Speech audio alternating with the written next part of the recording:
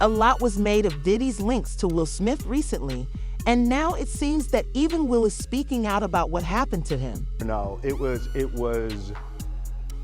It was something that was so incomprehensible. It was just so, it's hard to understand the level of human cruelty. That was a horrific night, as you can imagine. There's many nuances and complexities to it,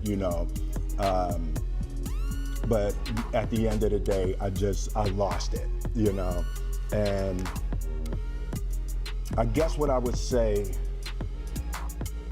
you just never know what somebody's going. And it's not that Will is in the clear, even if Diddy is charged and arrested for his crimes, because he apparently kept tapes of everything in order to blackmail people. Jay's speaking on it right now. He'll be one of the first dudes that they'll probably pull to the side and say, yo, well, you say that your man, I heard you on TMZ say that he never did this and he never did that, but ain't this you? If those pictures or those films or anything like that exists, you know what I'm saying? That's what they pay those agents to do. So, of course, I don't believe that none of the people who are his celebrity friends is going to speak or say nothing until they're either contacted or they know what they really got. So you feel like they might be worried that they might be on tape at one of Diddy parties doing something they wasn't supposed to be doing? Diddy had, bro, can you imagine? He had every room taped and bugged, and they found little bugs or little tape recorders. I mean, little those micro projectors or whatever like that, or video cameras. They found them in the house, bro. So by them having those things in the house, and people know there's drugs, there's alcohol, there's loose women, there's loose men, woman on woman, man on man, all kind of crazy shit. Bruh, they just wondering who or when they're gonna let this stuff be known. But not only celebrities, I don't think it's only celebrities gonna be shook. He had politicians in there. He had princes in there. He also had a couple of preachers in there.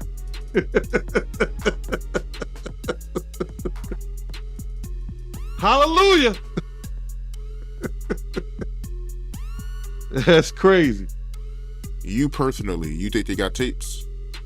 Well, my personal opinion that if Lil Rob could be trusted and his statements are true, they got him. They got tapes of stuff. And this isn't all just smoke and mirrors. There are people who claim to have seen Diddy and Will together. Jada Pinkett and Will Smith, you told me before that you was at a party before that they attended and you said the party was weird. Tell me about that. Okay, this is boxer. His name's Twan. He's from our neighborhood. He was married to Tanisha Arnold. The broad played Pam on Martin Lawrence. We went to the party with her. I mean, it was matter of fact, it was a set it off party. Jada Pinkett, Vivica Fox, all of them was there. You know what I'm saying? It was just seemed like Puff and Tupac was like a couple, seemed like to me. It was just a lot of weird shit going on, you know what I'm saying? The vibes ain't there. I guess that's what Tupac was talking about, the Illuminati and shit. It's like Vivica Fox was with this big gay man. He was 6'9". They called him, his name 6'9". He had the red hair with a big old booty and shit. Nobody was gaying him over. What the fuck is going on here? It's just a lot of weird shit, dude. You know what I'm saying? That shit, it ain't right. You know what I'm saying? I guess that's what Tupac, I guess he wanted to get up out of the Illuminati or something. But I seen her the other. Matter of fact, MC Light pulled off with Tanisha Arnold. You know what I'm saying? In her brand new 560, black one. Yeah, that shit weird, dude. Yeah, that's some weird ass shit going on, you know. Yeah. And what was Tupac doing at the party, yo? Him and Puff was there together. They was there, you know what I'm saying? Party was weirdoed out. Yeah, and it was Jada Pickett. What? You saying the whole party was weird. What did you see at the party that made it weird? I mean, I'm confused. I guess it was the Illuminati. It's just weird. I know I wouldn't want to be part of no shit like that. You know what I'm saying?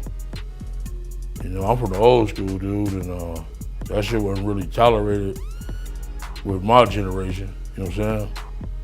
Yeah, hate crime, yes, but it's more tolerated these days and nothing like that. It's more, you know what I'm saying, more open now, you know what I'm saying? But back then it was kind of fishy, you know what I'm saying? Still kind of fishy, you know, but it's more, you know, out there now. The incident y'all had with Warren G and Kid Frost. Tell me about that, my man. Okay, Kid Frost had gave a party at the House of Blues. One of our big homeboys wanted to go with us, you know what I'm saying? So he went with us and we said, ooh, you young niggas have fun. So one of Kid Frost's homies still on my big homie. Understandably, this has all been very tough for Jada. To deal with this is something she has actually been going through for years. I mean, just have a look at her in 2016. It was a big breakup for us. We were actually looking towards separating and divorcing. And we separated. The world just didn't know. Then we had a reconciliation. And then 2016 came and we had the ultimate break. But the world didn't know. Mm-hmm. And I think that that's where some of the misconception about having an open marriage came into play, because we were living lives as single people, mm-hmm. and the world didn't know. Over the span of 12 years of just trying to figure out this thing called love and marriage between Will and I, it's been a trip. And I think that even with that entanglement piece, which I talk about extensively in the book, mm-hmm. how I played a part in the misconception of that narrative of allowing myself to be portrayed as an adulteress, allowing myself to be portrayed as someone that had betrayed Will, and that wasn't the case. We broke up in 2016. He went on to live a life as a single man. I went on to live a life as a single woman. And then when we had the talk at the red table, I was gonna go to the red table by myself, mm-hmm. to talk about the entanglement. Mm-hmm, mm-hmm. But Will decided he wanted to come with me. And we were going to then tell the world, hey, we haven't been together. And this happened during that time. Well, when we got to the table, Will wasn't ready. He wasn't ready. He wasn't ready for the world to take this heat. Because guess what? The heat is coming either way. Whether when we decide to get divorced, when we decide to separate, whatever. This is my practice run. Strip it down. Let it go, Jada. And then let's see what's left. I didn't have to put that particular show out, but I had already gotten myself so ready for that journey for myself. And to me, that was moving closer to my freedom than holding back and creating a narrative that I felt like was just gonna entrap me more. And as difficult as it's been, because the irony is I spent so much of our relationship having this open communication between he and I, creating this beautiful friendship of authenticity and honesty. And so to be labeled as someone who had cheated on him was devastating. But it also put me in a position where I had to learn how to let go of what anybody thought about me and really be 10 toes down on understanding who I am and being able to walk in that. You know, it's kind of like that is the walk when they talk about walking on hot coals. It's like creating that level of, when we talk about that inner world work and creating that like strong foundation within yourself of knowing exactly who you are, no matter what other people think about you. I mean, I've gotten that to a certain degree. And so that was a very challenging moment. And I talk about it in the book because I feel like so many people are challenged in that way of like, how can I just walk in this world and be okay with myself no matter what? And I talk about the journey, you know, really extensively in the book. But there have been so many misconceptions about my relationship with Will. But I think that everybody suffers misconceptions. Once again, whether you're head of that PTA and your husband's that doctor and you're the lawyer, you know what I mean? And you're like the creme de la creme of your friend group or, you know, of your community. And so everybody's expecting you to have a certain kind of marriage. And marriage is a journey, you know, and it's a journey towards learning how to love yourself and learning how to love your partner. And there's not one way to do it. And everybody, I think we do that journey a real disservice of trying to make it this cookie cut thing. Like, no, you can only do it this way.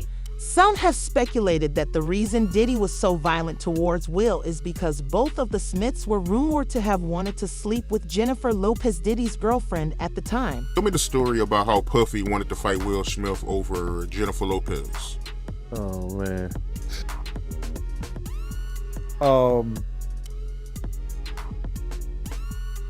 We were at a birthday party that I think either Matt Damien was giving for Ben Affleck. It was just a little gathering. It was at the Four Seasons. Will Smith and his sister and her husband, we were all sitting on this side of the room. Matt Damien, Ben Affleck, Jennifer Lopez, Puff, Will Smith, and Jada, and it was sitting on the other side of the room. So I know Puff so well that he stood up. When he stood up, he walked and did his arm some kind of way, like, and then he went like this, you know, like, and I went over towards him. I know to go over there towards him. So I go over towards him, and he said to me, he said, yo, I think Will and Jada is trying to scoop up Jennifer. I want you to stay close, because I'm a snuffer.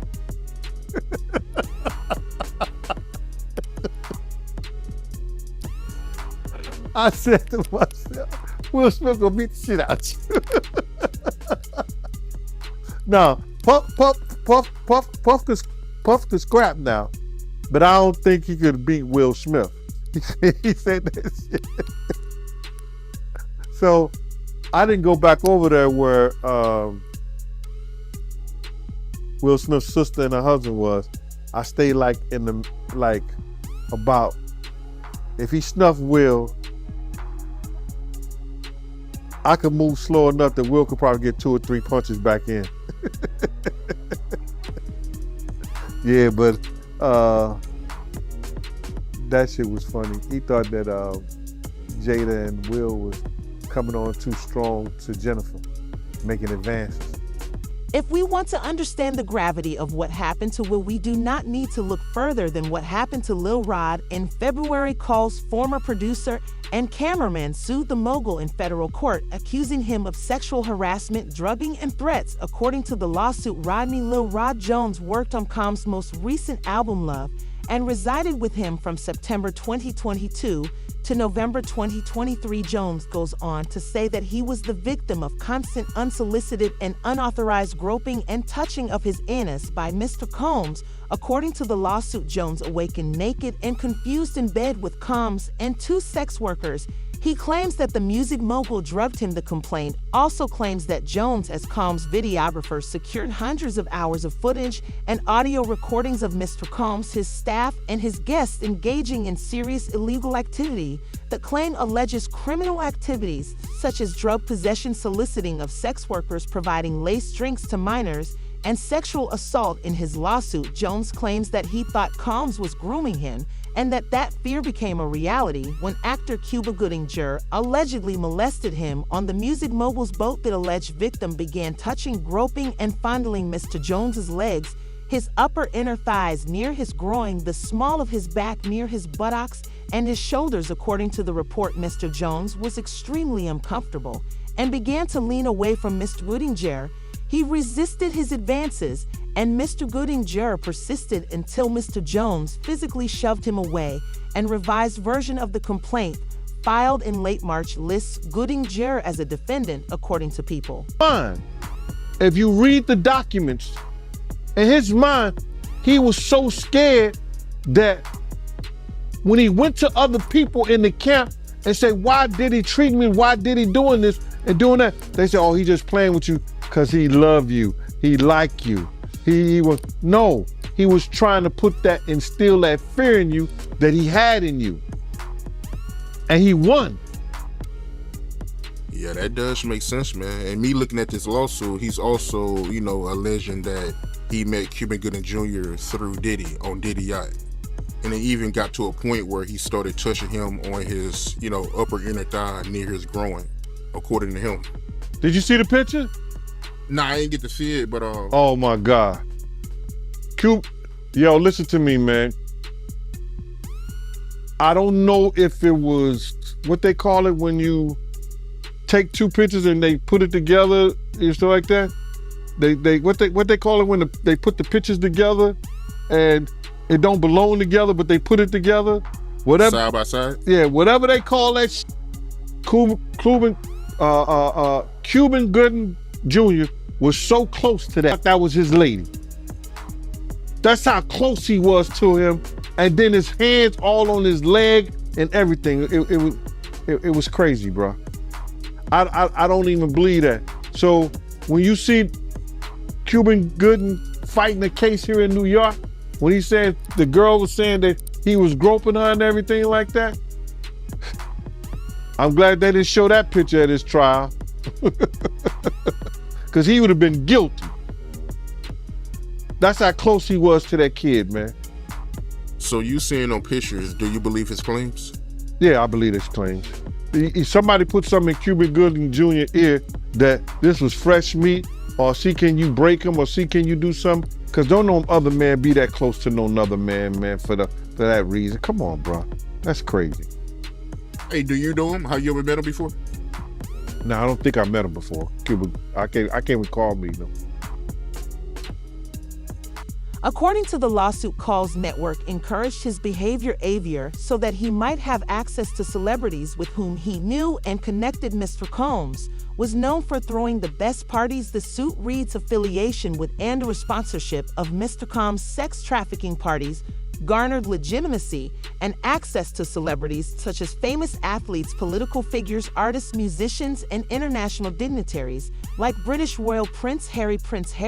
Meanwhile, Shine real name, Moses Michael Levy Barrow, is also revealing his side of the story about the 1999 shooting at a New York club involving Diddy. During a recent interview with Channel 5 Bits, Barrow was asked if Diddy's legal problems are hurting his reputation now that he is facing multiple allegations of sexual misconduct, assault, and other offenses. It opens wounds when you hear the victim saying that it was Diddy that shot her. Shine was quoted as saying by the newspaper, and that was triggered by a lawsuit from a producer, Lil Rod, that produced on the Love album, who is making accusations. And in those accusations, he says that the gentleman confessed to the shooting. The producer Shine was referring to is Rodney Lil Rod Jones, who also accused Diddy of sexual assault and harassment before Diddy's mansions in New York and Miami were raided for alleged sex trafficking. Shine, the current head of the Biz United Democratic Party, went on to add that he remained constant throughout the process and maintained his innocence. More than 2 decades later, everyone knew all along that I was the fall guy, Barrow said, but my political enemies, and detractors try to make me into this criminal. But everyone knew that I was a young kid that took the fall. Everyone knew that that was the story. I'm just saying that I maintain my innocence. All this time, I didn't get into who did what, but the victim is telling you who did what, and I understand that there are other witnesses. Fragments were never removed, so there was never any forensic testing to say who it was, but the victims are vindicating me, witnesses are vindicating me, but I have moved on. I am not trying to relive that he continued. The iconic event occurred on December 27, 1999, when Shine, then 21, reportedly shot his revolver after a brawl broke out inside Club New York in Manhattan. Shine was in the club alongside Diddy and his then girlfriend Jennifer Lopez. According to accounts, a fight broke out when Diddy allegedly knocked the drink out of a man's hand after someone in the club threw money at Diddy. 3 witnesses were shot during the altercation. Diddy and Lopez fled the scene, and when police caught up with them, they discovered a concealed handgun in their vehicle. He was arrested for gun possession, but the accusations against Lopez were later dismissed. In 2001, Diddy was found not guilty on all charges. Shine was convicted of assault and sentenced to 10 years imprisonment. Netana Rubin claimed that Diddy shot her in the face at a party that night, and she wants the case reviewed. Lawsuit that has come out involving the producer Lil Rod. So basically his last 2 lawsuits, or last 2 major lawsuits, the one with Cassie, she made mention that Puffy made her carry his guns into nightclubs and wherever they went, and he threatened her to make her feel like she had to do so. And while there were lots of things of importance, that stood out to me, and I'm going to tell you why. In this lawsuit with the producer Lil Rod, they were both SA'd by him and threatened and physically harmed. But in this lawsuit, he appears to be a very young producer to me. But he said something very specific. As a means of threatening him, Puffy said, that's why I shot up the club in New York back in 1999 and let Shine take the fall for it. Let me tell you why that's of utmost importance to me. Because I am the woman who he shot in the face in that 1999, December 27th, 1999, Club New York shooting.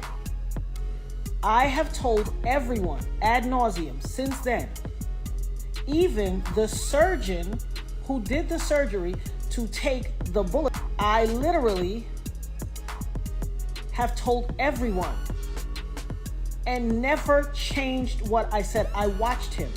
I got pow-powed in the face. I watched him fire the gun. I've said it all this time.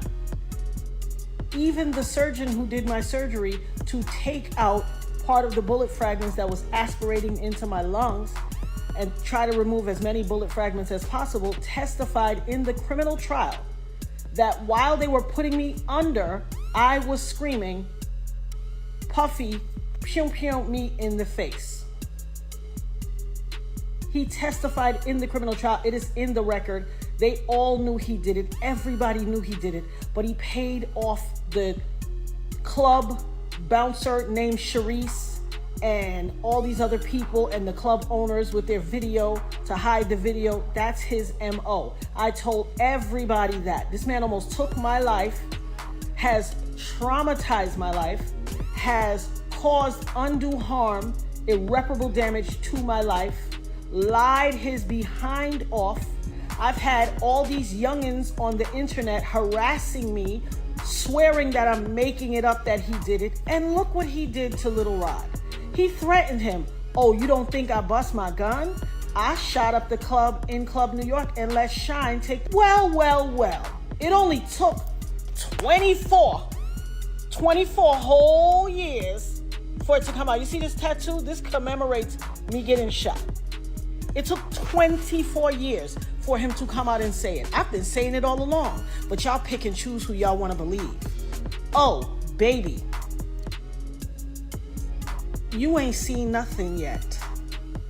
Not only did he pew me in the face, he also set off a course of harassment against me for the past 24 years.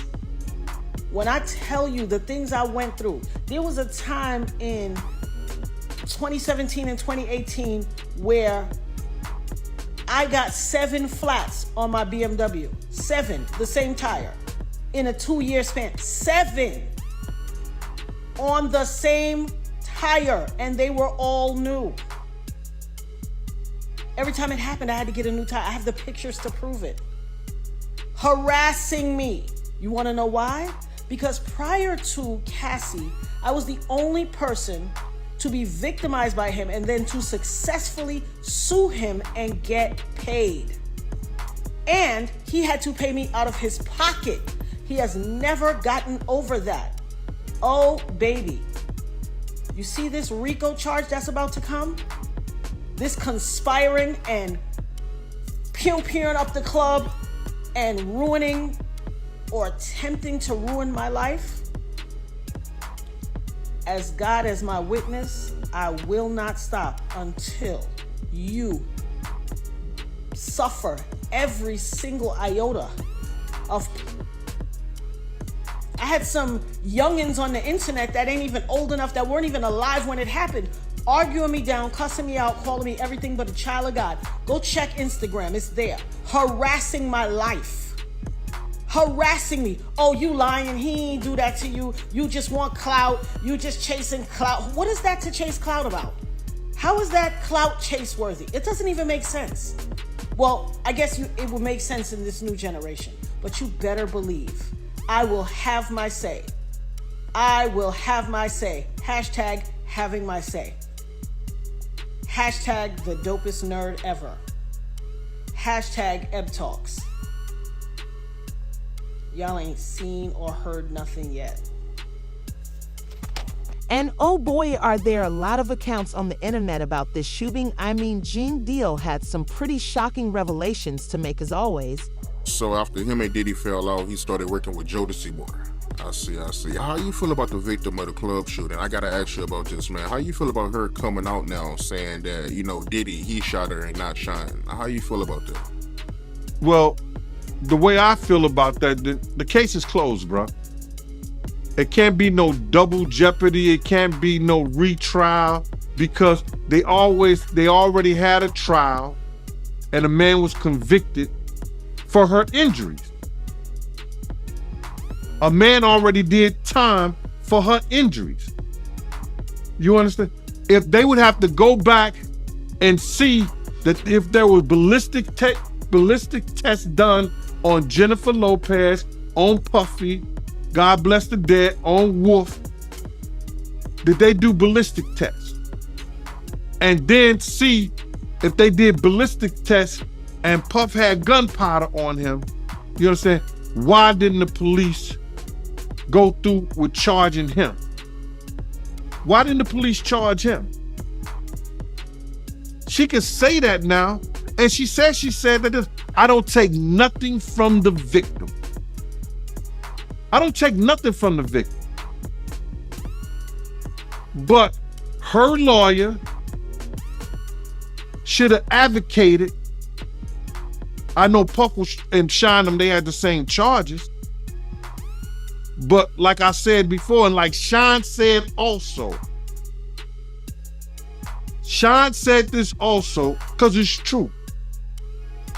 Puff had witnesses that come in to testify against Shine now, and the case is over with. It's been what? Well, how many years it's been? 15, 20 years? 15, 17, 15. Shine went to jail for 10 years. It was in 99, right?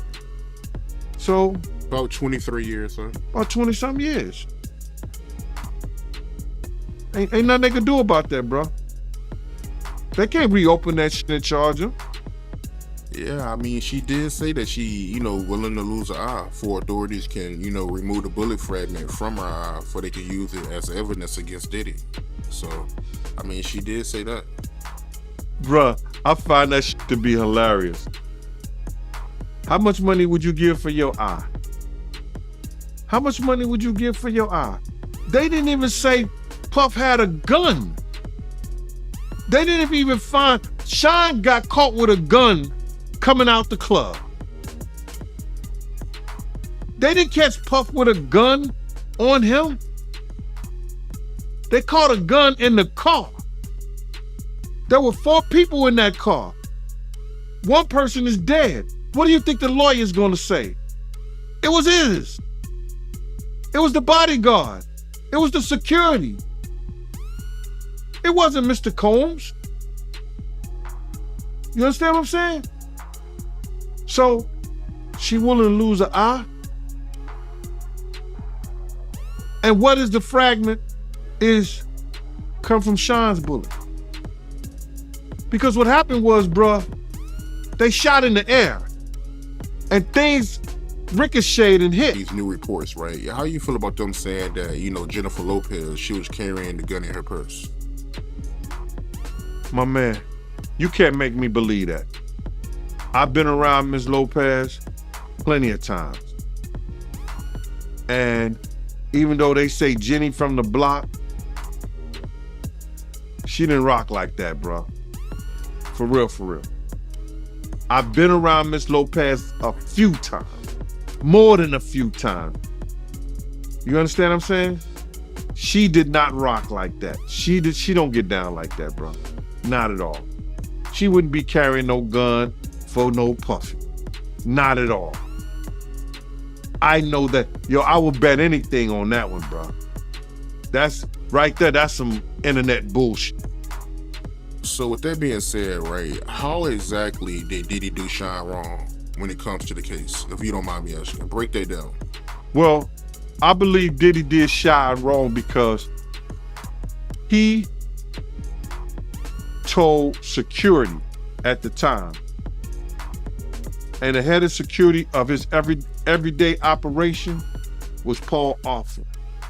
If y'all know somebody who was there at the club that witnessed the shooting, go find him. People was found by security and the street team and brought in to Puff. When Puff liked their story, what they saw, he gave it to their lawyer. Their lawyer then sent them to the DA's office, and those people testified against Sean. They had the same charges.